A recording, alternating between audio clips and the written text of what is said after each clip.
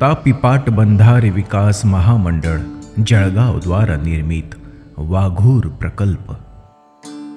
तापी नदीच्या खोऱ्यात जळगावातून ऐटीत वाहणारी वाघूर नदी। अशा या वाघूर नदीच्या उपखोऱ्यातील रायपूर गावी सन 1978 मध्ये वाघूर प्रकल्पाचे काम सुरू झाले। वाघूर प्रकल्प हा जळगाव जिल्ह्यातील मोठा सिंचन प्रकल्प आहे। वाघूर प्रकल्प धरणाचे काम सन 2009 मध्ये पूर्ण झालेले आहे। प्रकल्पाची एकूण साठवण क्षमता 325 दशलक्ष घनमीटर एवढी आहे। धरणाचे काम पूर्ण झालेले असल्याने सन 2013 पासून धरणात पूर्ण क्षमतेने पाणी साठा होत आहे। वाघूर प्रकल्पाचे प्रकल्पीय सिंचन क्षेत्र 36,110 हेक्टर एवढे असून सिंचन क्षमता 55,971 हेक्टर आहे। वाघूर धरणाची 100% कामे पूर्ण झाली असल्याने व्यवस्थापनासाठी वाघूर धरण लाभ क्षेत्र विकास प्राधिकरण जळगाव अंतर्गत जळगाव पाटबंधारे विकास यांचेकडे स्थलांतरित करण्यात आले आहे।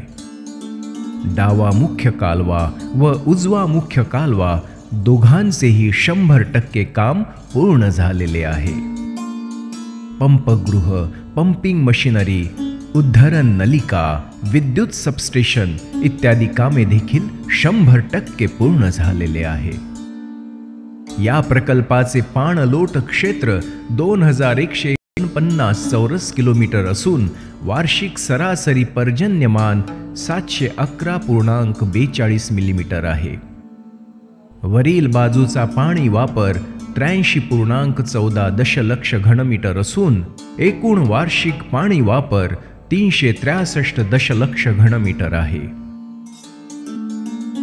धरणाचा एकूण पाणी साठा 325 दशलक्ष घनमीटर असून मृत साठा 76.79 आहे।